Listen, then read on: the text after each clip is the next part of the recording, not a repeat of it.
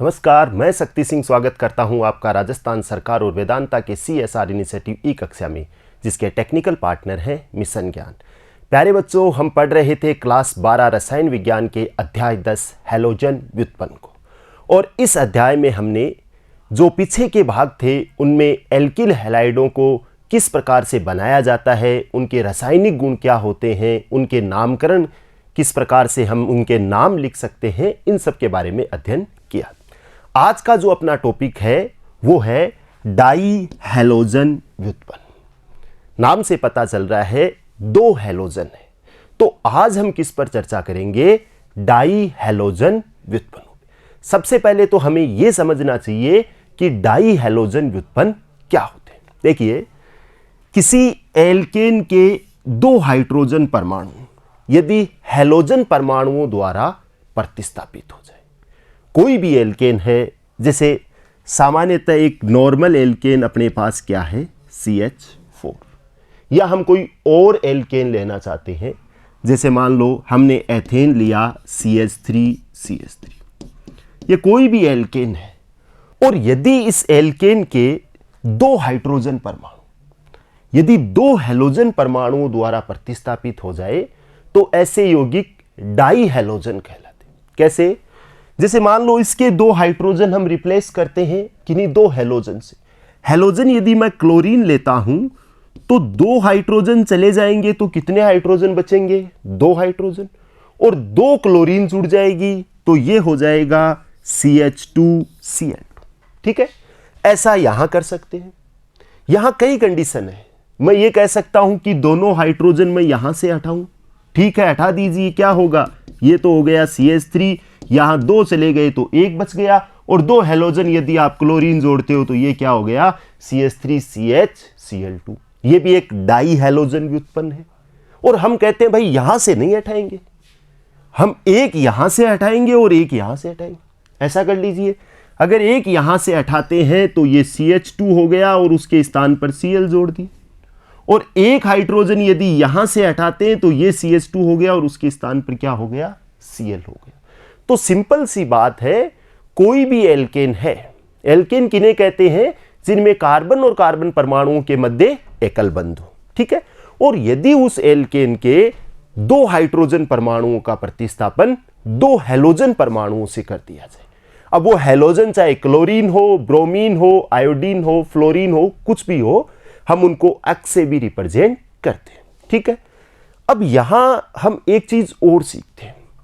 जैसे मैंने यहां एक दोनों हैलोजन यहीं जोड़े और दोनों हाइड्रोजन यहां से हटाए। यहां मैंने क्या किया? ऊपर वाले स्ट्रक्चर में एक हाइड्रोजन यहां से हटाया, एक हाइड्रोजन यहां से हटाया, एक हैलोजन यहां जुड़ गया, एक हैलोजन यहां जुड़ गया। तो जो हैलोजन परमाणुओं की पारस्परिक स्थिति है उसके आधार पर डाई हैलोजन तीन प्रकार के होते हैं। आप देखिए, हैलोजन परमाणुओं की पारस्परिक स्थिति के आधार पर डाई हैलोजनों को हम तीन भागों में बांटते हैं। सबसे पहले है जैम डाई हैलाइड। कौन से हैं? Gem dihalide. आप इन दोनों संरचनाओं को देखिए, यहां इस कार्बन से दो हैलोजन जुड़े हुए हैं और यहां इस कार्बन से दो हैलोजन जुड़े हुए हैं। तो सिंपली हम यह कह सकते हैं कि जो दोनों हैलोजन परमाणु है वो एक ही कार्बन पर जुड़े हुए। ठीक है, तो नॉर्मली हम क्या कहेंगे? यदि दोनों हैलोजन परमाणु एक ही कार्बन परमाणु पर जुड़े हुए हो तो ऐसे हैलाइड जैम डाई हैलाइड कहलाते। दूसरे देखिए, अगर हम इसके आगे बात करें विस डाई हैलाइड, तो आप यहां देखिए, जो दोनों हैलोजन है वो निकटवर्ती कार्बन परमाणुओं पर है। एक इस पर जुड़ा हुआ है, एक इस पर जुड़ा हुआ है। ऐसा नहीं है, आप यहां से अगर हम इसको देखें, जैसे मान लो ये कोई एल्केन है, अगर एक हैलोजन यहां जुड़ा हुआ है, एक हैलोजन यहां जुड़ा हुआ है, जो पास पास के कार्बन है उन पर यदि हैलोजन परमाणु जुड़ा हुआ है तो उन्हें हम क्या कहते हैं? विस डाई हैलाइड। और जो तीसरे प्रकार के होते हैं उन्हें हम एल्फा ओमेगा डाई हैलाइड कहते हैं। क्या कहते हैं? एल्फा, ये एल्फा है, ये ओमेगा है, एल्फा ओमेगा डाई हैलाइड। और इस संरचना को आप ध्यान से देखिए, यहां एकदम ये स्थिति क्लियर हो रही है। एक हैलोजन फर्स्ट पे जुड़ा हुआ है और एक हैलोजन लास्ट पे जुड़ा हुआ है। अगर कितनी भी बड़ी श्रृंखला हो, शुरुआत में एक हैलोजन है और एंड में एक हैलोजन है, तो ऐसे हैलाइड क्या कहलाते हैं? Alpha omega die halide. तो फिलहाल तो हमने इन तीनों की बात की। हैलोजनों की पारस्परिक स्थिति के आधार पर डाई हैलाइड तीन प्रकार के होते हैं। कौन कौन से? GeM die halide. जेम में क्या है? हैलोजन एक ही कार्बन पर जुड़े हुए। अगर विस डाई हैलाइड है, इन्हें विस्नल डाई हैलाइड भी कहा जाता है, तो उनमें हैलोजन परमाणु निकटवर्ती कार्बन परमाणुओं पर जुड़े हुए। और एक है अल्फा ओमेगा। यदि स्टार्टिंग में हैलोजन हो और श्रृंखला के एंड में हैलोजन हो, तो इन्हें हम अल्फा ओमेगा डाई हैलाइड कहते हैं। अगर हम इनके नामकरण की बात करें, हमें नामकरण भी इनका साथ साथ समझना चाहिए। तो आप देखिए ये संरचना किस प्रकार की है। इसका निर्माण इससे हुआ CH3 से। और यहां हुआ क्या? इस CH3 के दोनों हाइड्रोजन हटे, तो एक हाइड्रोजन तो यहां शेष रह गया, और जो दोनों हाइड्रोजन हटे थे उनकी जगह 2 क्लोरीन Cl परमाणु जुड़ गए। अगर हम इसका नाम देखें तो इसे हम एथेन कहते हैं। क्या कहते हैं? एथेन। अगर मैं इसमें से एक हाइड्रोजन हटा देता हूं तो ये CH3CH2, इसे हम एथिल कहते हैं। यदि हमने एक हाइड्रोजन हटाया तो उसे हमने एथिल कहा, जो एल्किल समूह है, जिसके बारे में हमने पहले भी चर्चा की है। ठीक है। अब मैं कहता हूं कि एक हाइड्रोजन और हटा दूं। अगर वो हाइड्रोजन मैं यहां से हटाता हूं जहां से पहले हाइड्रोजन हटा था, तो ये हो गया CH3CH। ये दो संयोजकताएं इसकी मुक्त रह गई है। ठीक है। तो इसे हम एथिलीडीन कहते हैं। क्या कहते हैं? एथिलीडीन। और यदि मैं वो हाइड्रोजन यहां से ना हटाकर यहां से हटाता तो ये CH2CH2 बच जाता। एक हाइड्रोजन इधर से हटा है तो एक संयोजकता तो यहां मुक्त रह जाएगी और एक संयोजकता यहां मुक्त रह जाएगी। इसे क्या कहते हैं? एथिलीन कहते हैं। बहुत सिंपल चीज है। एथीन, एथेन, एथेन के बाद में एथिल, और यदि यहां से ही एक हाइड्रोजन और हट गया है तो एथिलीडीन, और यदि दोनों हाइड्रोजन पास पास वाले कार्बन से हटे तो एथिलीन। तो ये एक एथिलीडीन है और इससे क्लोराइड जुड़े हुए हैं, इसलिए हम इसे एथिलीडीन क्लोराइड कहते हैं। अब कई क्या करते हैं, इसको डाइक्लोराइड बोल देते हैं। अब ये डाइक्लोराइड नहीं है। क्यों? क्योंकि अगर ये एथिलीडीन है तो इसकी दो संयोजकताएं रिक्त है, और अगर इसकी दो संयोजकताएं रिक्त है तो वहां ये सिंपल सी बात है कि 2 क्लोरीन आकर जुड़ेंगे तभी वो यौगिक बन पाएगा। ठीक है। तो इसका नाम क्या है? एथिलीडीन क्लोराइड। ऐसे ही आप इसको देखिए। अगर हम देखें कि इसका निर्माण किस प्रकार से हुआ है, तो आप इसके निर्माण पर भी हम चर्चा करते हैं। ये देखिए, इस प्रकार का एक समूह था CH3CH3। इसको हम आइसोप्रोपिल कहते हैं। क्या कहते हैं? आइसोप्रोपिल। और इस आइसोप्रोपिल का एक हाइड्रोजन और हट गया है। पहले एक हाइड्रोजन हटा था तब तो जुड़ गया था Cl, और जब ये एक हाइड्रोजन और हट गया तो एक Cl और जुड़ गया। ये आपको ऐसी संरचना नजर आ रही है। यहां हो क्या रहा है, यहां आप देखिए ये CH3 है। ठीक है। थोड़ा इसको करेक्ट कर लेते। यहां हो क्या रहा है, यहां जो 2 CH3 है वो इस कार्बन से जुड़े हुए हैं और 2 हैलोजन परमाणु जुड़े।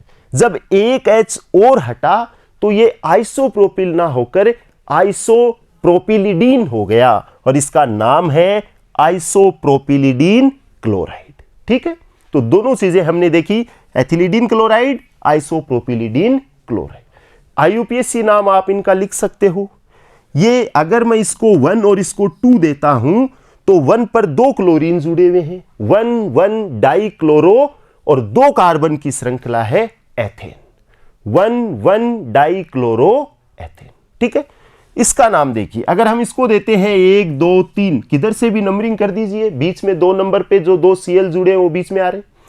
2 नंबर वाले कार्बन पे 2 क्लोरीन जुड़े हुए हैं, 2,2, 2 बार लिखना है, 2,2 डाइक्लोरोप्रोपेन, 3 कार्बन की श्रृंखला है 2,2 डाइक्लोरोप्रोपेन। मैं यहां इन नामों पर ज्यादा ध्यान इसलिए नहीं दे रहा हूं क्योंकि इनको हमने शुरुआत में भी पढ़ा है और जब क्लास 11 में भी हमने अध्ययन किया था तो इन चीजों का अध्ययन हमने उस समय भी किया था। ठीक है, ऐसे ही अगर आप इसका नाम देखना चाहते हो तो इसका नाम हो गया प्रोपिलीन क्लोराइड। जैसे प्रोपिल और एक हाइड्रोजन और गया तो प्रोपिलीन, प्रोपिलीन क्लोराइड।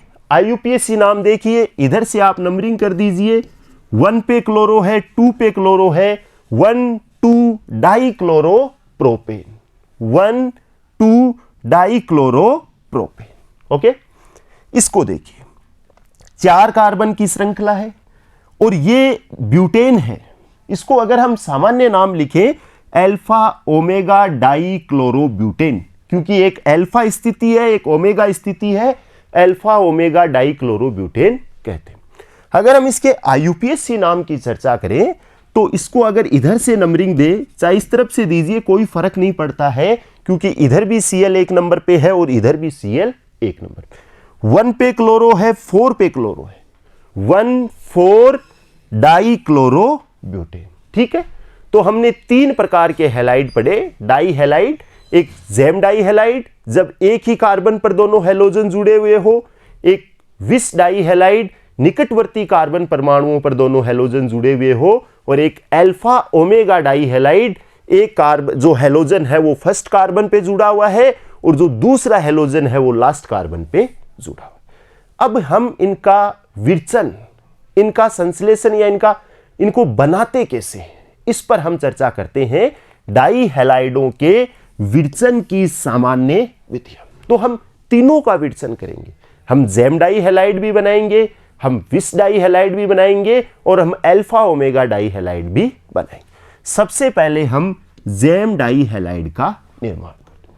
यहां हम किसी कार्बोनिल यौगिक से क्रिया करवा रहे हैं। कार्बोनिल यौगिक कौन से होते हैं? जिनमें कार्बन और ऑक्सीजन के बीच डबल बॉन्ड हो और दोनों संयोजकताएं कार्बन की मुक्त हो, इन्हें हम कार्बोनिल यौगिक कहते हैं। इस प्रकार की स्ट्रक्चर। अगर मैं यहां दोनों R जोड़ देता हूं तो ये कीटोन हो जाएगा, और अगर मैं इस कार्बोनिल यौगिक के अंदर एक तरफ तो R जोड़ देता हूं और एक तरफ H जोड़ देता हूं, इसको हम यहां लिखते हैं। इस कार्बोनिल यौगिक में एक तरफ तो R जोड़ देता हूं और एक तरफ H जोड़ देता हूं, तो ये एल्डिहाइड बन जाएगा। तो हम ये भी समझ सकते हैं जो कीटोन है, एल्डिहाइड है, वो सारे क्या होते हैं? कार्बोनिल यौगिक होते हैं। और इन कार्बोनिल यौगिकों की क्रिया हम PCl5 से करवा रहे हैं। हमने PCl5 की अभिक्रियाएं पहले भी पढ़ी है। जब हमने एल्किल हैलाइडों की अभिक्रियाओं के बारे में, उनके निर्माण को पढ़ा था, एल्किल हैलाइडों के विरचन की विधियां पढ़ी थी, वहां हमने अल्कोहल की क्रिया PCl5 और PCl3 से भी करवाई। कभी भी जब PCl5 की क्रिया होती है तो POCl3 बाहर निकलता है, और अगर हमें यह चीज पता है तो रिएक्शन में कहीं दिक्कत ही नहीं होती। कैसे? जैसे ये P है, एक ये O और 3 ये Cl, ये बन जाएंगे POCl3। बचा क्या? O यहां से चला गया, P यहां से चला गया, 3 Cl निकल गए, 2 Cl बचे, और वो दोनों Cl इस कार्बन पर इस प्रकार से जुड़ जाएंगे। एक Cl यहां जुड़ गया और दूसरा Cl यहां जुड़ गया। और यदि एक ही कार्बन पर दोनों हैलोजन है तो इस प्रकार के हैलाइडों को हम क्या कहते हैं? Gem dihalide. अब आप इसमें थोड़ा देखिए, ये एल्डिहाइड है। ये एल्डिहाइड क्यों है? आप देखिए, ये ऐसी संरचना है। इस R की जगह तो मैंने CH3 लिखा है, यहां मैंने CH3 लिख दिया। फिर देखो ये C डबल बॉन्ड O है, और ये एक H है जिसको हमने इस तरफ लिख दिया। तो ये स्ट्रक्चर आपको इस प्रकार से समझने के लिए लिखी हुई है। बाकी ये क्या है? एल्डिहाइड है, और इसे हम एसिटाल्डिहाइड भी कहते हैं। और एल्डिहाइडों को अगर हम आईयूपीएसी की बात करें तो इन्हें एल्केनेल कहा जाता है, और यहां 2 कार्बन है इसलिए हम इसे एथेनेल भी कहते हैं। ठीक है, तो एसिटाल्डिहाइड है या एथेनेल है। क्रिया PCl5 से हो रही है, वही P, एक O और 3 Cl बाहर निकल जाएंगे और दोनों Cl यहां इस प्रकार से जुड़कर क्या बनाएंगे, एथिलीडीन क्लोराइड। ठीक, तो ये हुआ क्या है, ये पर्सन आ सकता है। पर्सन कैसे आता है, क्या होता है जब आप एसिटाल्डिहाइड की क्रिया PCl5 से करवाते हो, तो हमारे दिमाग में ये चीज आनी चाहिए कि एसिटाल्डिहाइड की क्रिया हो रही है, इसमें कार्बोनिल ग्रुप है और PCl5 से हो रही है, तो POCl3 बाहर निकल जाएगा और जो 2 Cl बचेंगे वो इस कार्बन परमाणु के साथ जुड़कर जेम डाई हैलाइडों का निर्माण करेंगे। ठीक है, अगर मैं इस H की जगह कोई R समूह ले लेता हूं, जैसे मैं इसकी जगह CH3 ले लेता हूं, तो ये RCOR कीटोन हो जाएगा। और अगर हम कीटोन की रिएक्शन देखें, जैसे ये कीटोन है, इसकी भी रिएक्शन सेम वैसे ही होगी। ये P, ये O और 3 Cl POCl3 बाहर निकल जाएगा और दोनों Cl यहां जुड़ जाएंगे, ये आइसोप्रोपिलिडीन क्लोराइड बन जाएगा। क्या बनेगा, आइसोप्रोपिलिडीन क्लोराइड। अगर इसमें कहीं कंफ्यूज होता है तो हम इसको सिंपली ऐसे समझ सकते हैं, जैसे ये CH3 और ये CH3 और ये जो CH2 था, इसके दोनों H हट गए हैं और 2 Cl यहां पर क्या हो गए हैं, जुड़ गए। ठीक है, तो हमने क्या सीखा, हमने जेम डाई हैलाइड बनाए। किससे बनाए, कार्बोनिल यौगिकों से। कार्बोनिल यौगिकों में क्या लिया, हमने एल्डिहाइड भी लिया और कीटोन भी लिया। चाहे आप एल्डिहाइड लीजिए चाहे कीटोन लीजिए, रिएक्शन PCl5 के साथ क्रिया करवाई, POCl3 बाहर निकल गया और जो 2 Cl बचे थे वो उस कार्बन परमाणु पर जुड़ गए और जेम डाई हैलाइडों का निर्माण करते हैं। ओके, नेक्स्ट देखिए, अगर हम एल्काइन से बनाते हैं, एल्काइन क्या होता है आपको पता है, एल्केन वो होते हैं जिनमें कार्बन कार्बन के बीच सिंगल बॉन्ड हो, एल्कीन वो होती है जिसमें डबल बॉन्ड हो, और एल्काइन वो होते हैं जिनमें कार्बन कार्बन के बीच ट्रिपल बॉन्ड हो, 3 बंध हो। तो आप यहां देखिए, यहां ट्रिपल बॉन्ड है और ये एक सिंपल एल्काइन है जिसे हम जनरली एसिटिलीन भी कहते हैं और इसे IUPAC में एथाइन कहते हैं, क्योंकि एल्काइनों को अगर हम, इसमें 2 कार्बन है इसलिए इसको हम एथाइन कहते हैं। ठीक है, क्रिया किससे कर रहे हैं, HCl, हाइड्रोजन अम्ल से क्रिया हो रही। ओके, अब देखो यहां HCl का योग होगा और यहां HCl के 2 मॉलिक्यूल लिए हैं, ये 2 बार योग करते हैं। कैसे, पहले पहला HCl जुड़ेगा तो एक तो H+ जुड़ जाएगा और एक Cl-, क्योंकि ये पोलर होता है, HCl ध्रुवीय होता है, तो एक जगह तो H जुड़ेगा और एक जगह क्या जुड़ेगा, Cl। ठीक है, अगर मैं कहता हूं आप इसमें कहीं जोड़ दीजिए, क्योंकि आप याद कीजिए हमने मार्कोनिकोफ का नियम देखा था, असंतृप्त जो हाइड्रोकार्बन होते हैं उनमें किसी HX का योग करवाते हैं तो ऋणावेशित भाग वहां जुड़ता है जहां द्विबंध या त्रिबंध से जुड़े हुए कार्बन पर हाइड्रोजन परमाणुओं की संख्या कम होती है। बट यहां कोई दिक्कत नहीं है, यहां एक हाइड्रोजन यहां है और एक हाइड्रोजन यहां है। ठीक है, अगर मैं यहां H जोड़ता हूं तो ये तो हो गया CH2, भाई एक H पहले से था, एक H और जोड़ दिया, और यहां अगर मैं एक Cl जोड़ता हूं तो ये हो गया CH, इसके साथ क्या जुड़ गया, Cl, और ये जो ट्रिपल बॉन्ड है वो किस में बदल जाएगा, डबल बॉन्ड में। वहां जो डबल बॉन्ड था वो किस में बदल गया था, सिंगल बॉन्ड में, एक बंध कम हो गया। ये एक एज ए यूं कह सकते हैं कि यहां HCl का योग हुआ है। ठीक, अब आप देखो फिर ये रिएक्शन होती है HCl के साथ। अगर मैं इस पर एक बार H और एक बार Cl और जोड़ता हूं, अब यहां क्या है, अब मार्कोनिकोफ का नियम काम आएगा। ये जो द्विबंध है इससे बंधित कार्बन परमाणुओं में हाइड्रोजन की संख्या यहां कम है, यहां एक हाइड्रोजन है, यहां 2 हाइड्रोजन है, तो ये जो ऋणावेशित भाग Cl है वो इस स्थान पर जुड़ेगा और ये Cl बन जाएगा। ठीक है, और ये जो एक H है वो यहां जुड़ जाएगा और ये CH3 हो जाएगा, और ये जो डबल बॉन्ड है वो सिंगल में बदल जाएगा। मतलब मैं इसको ऐसे लिख सकता हूं, ये तो CH3 हो गया, ये CH हो गया और यहां से 2 Cl जुड़ गए, ये जेम डाई हैलाइड का निर्माण हो गया है। ठीक है, तो जेम डाई हैलाइड हम एल्काइन से भी बना सकते हैं, कोई भी एल्काइन हो, जरूरी नहीं है कि 2 कार्बन की, हम 3 कार्बन की एल्काइन ले सकते हैं। जैसे आप यहां से ये ले लीजिए CH3 C ट्रिपल बॉन्ड और ये ले लीजिए CH3 CH, आप इसकी वैलेंसी देख लीजिए, 3 और 1 4, 3 और 1 4, और 3 और 1 4, कंप्लीट है।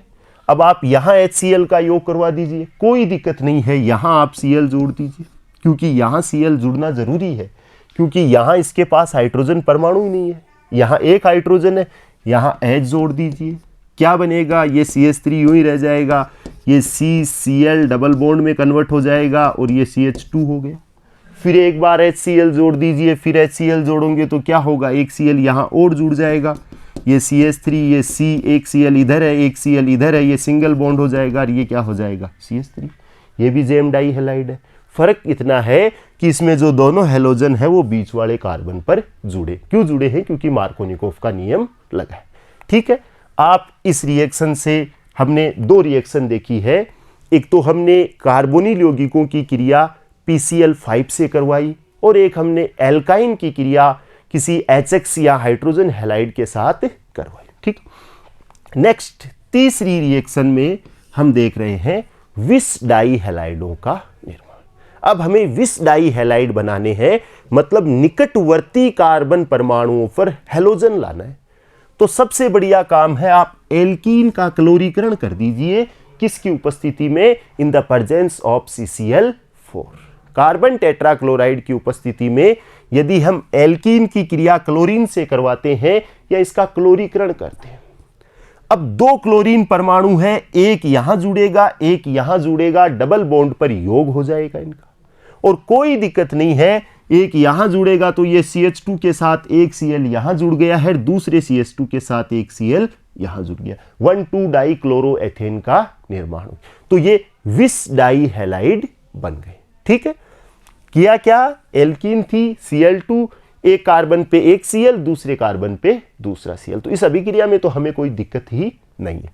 नेक्स्ट देखिए, ग्लाइकोल के द्वारा। ग्लाइकोल क्या होता है, आप यदि इस समूह को देखते हो ROH, ये अल्कोहलिक ग्रुप है, OH अल्कोहलिक ग्रुप है, और जब कार्बन परमाणुओं पर 2 OH पास पास में जुड़े हुए हो तो उन्हें हम ग्लाइकोल कहते हैं। जैसे इस कार्बन पे एक OH है और इस कार्बन पे एक OH है और दोनों कार्बन एक दूसरे से जुड़े हुए हैं, तो ऐसी स्थिति को ग्लाइकोल कहा जाता है। ये अभी मैंने थोड़ी देर पहले चर्चा की थी, ये CH2 एथिलीन होता है और इसकी एक संयोजकता इधर मुक्त है, एक इधर मुक्त है, एक OH इधर जोड़ दो, एक OH इधर जोड़ दो।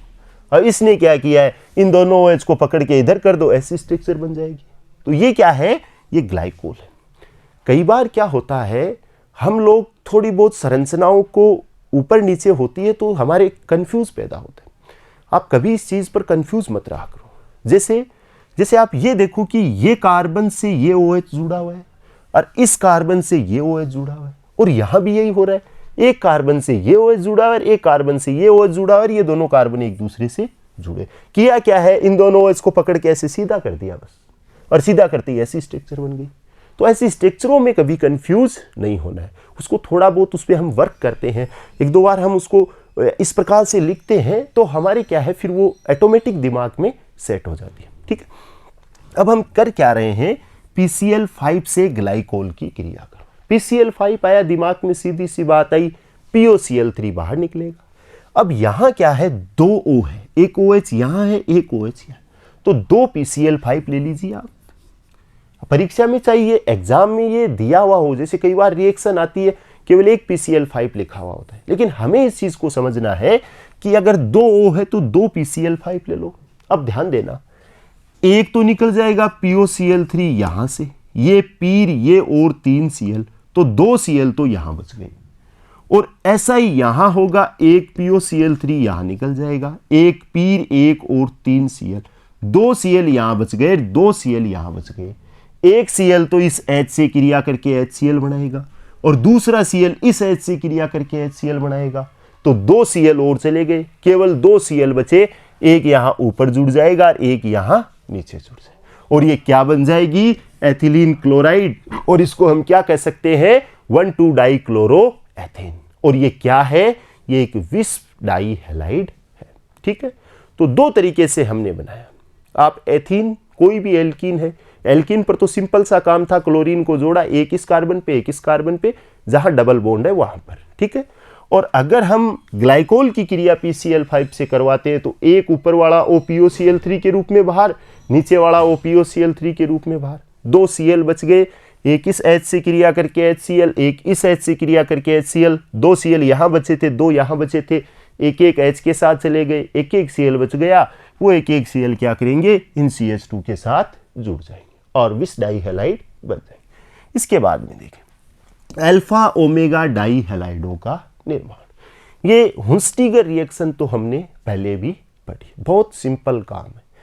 होता क्या है, यहाँ कोई डाई कार्बोक्सिलिक अम्ल का लवण है, सिल्वर लवण है, और जब हमने पहले पढ़ा था तो वो मोनोकार्बोक्सिलिक अम्लों के सिल्वर लवण थे। पहले हमने ये पढ़ा था CH3COOAG, और अब की बार क्या कर दिया, इसको और इसको जोड़ दिया, डाई कार्बोक्सिलिक अम्लों के सिल्वर लवण लिए। कभी भी ये स्ट्रक्चर आती है CCl4 की उपस्थिति में अभिक्रिया हो रही है, ब्रोमीन के साथ ब्रोमीनीकरण हो रहा है। ये बने पहले भी हमने इस पर चर्चा की है।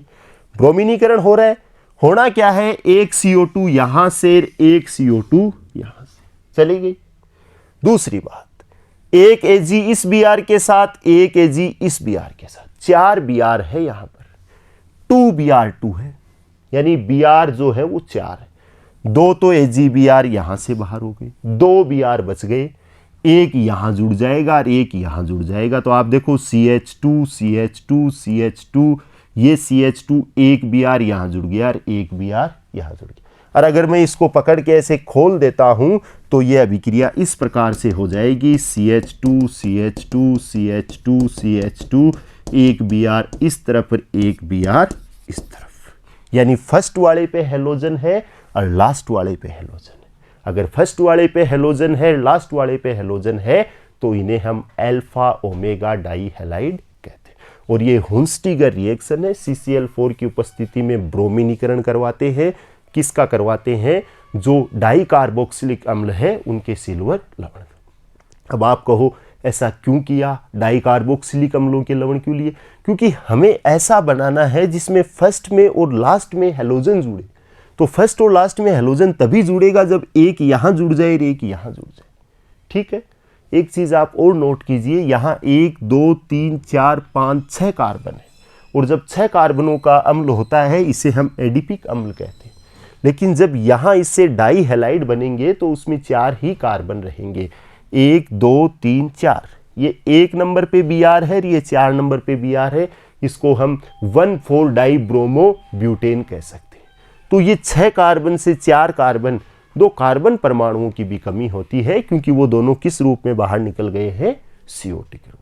ठीक है, तो इस चैप्टर में हमने क्या क्या पढ़ा, हमने डाई हैलाइडों को बनाया, और डाई हैलाइडों को बनाने के लिए हमने अलग अलग से बनाया। जेम डाई हैलाइड बनाए, कार्बोनिल यौगिकों की क्रिया PCl5 से करवाई, फिर हमने एल्काइन की जो हाइड्रोजन हैलाइड HX का योग करवाया, फिर हमने विस डाई हैलाइड बनाए। विस डाई हैलाइडों में हमने एक तो एथीन के साथ क्रिया करवाई, एक ग्लाइकोल की PCl5 से क्रिया करवाई, और हमने जब अल्फा ओमेगा डाई हैलाइड बनाए तो जो डाई कार्बोक्सिलिक अम्लों के सिल्वर लवण थे उनकी ब्रोमीन के साथ CCl4 की उपस्थिति में अभिक्रिया करवाई, जिसे हुंस्टिगर अभिक्रिया भी कहा जाए। ठीक है, अब आप देखिए भौतिक गुण, डाई हैलाइडों के भौतिक गुण, फिजिकल प्रॉपर्टी की हम बात करें। वैसे ये कोई एक नॉर्मल चीज़ है, इसमें कोई एग्जाम की दृष्टि से हम देखें कि कोई पर्सन आता है, ऐसा नहीं आता है, फिर भी हमारे सिलेबस में है तो हम इनको पढ़ते हैं। ये क्या होते हैं, ये रंगहीन होते हैं, मधुर गंध युक्त द्रव होते हैं, जल में अघुलनशील होते हैं, और कार्बनिक विलायकों में क्या होते हैं, घुलनशील होते हैं, और जल से ये भारी भी होते हैं। ठीक है, अगर आप कभी भी क्रियाशीलता की बात करो तो यदि मैं Ri की बात करता हूँ, यदि मैं RBr की बात करता हूँ, यदि मैं RCl की बात करता हूँ, तो सबसे ज़्यादा क्रियाशील ये Ri होता है। क्यों? क्योंकि आयोडीन आसानी से निकल जाती है। अगर ये डाई हैलाइड है, हमने एल्किल हैलाइडों की क्रियाशीलता की बात की थी, अगर ये डाई हैलाइड है, 2 हैलोजन है, तो भी कोई दिक्कत नहीं है, ज़्यादा क्रियाशील कौन होगा, Ri।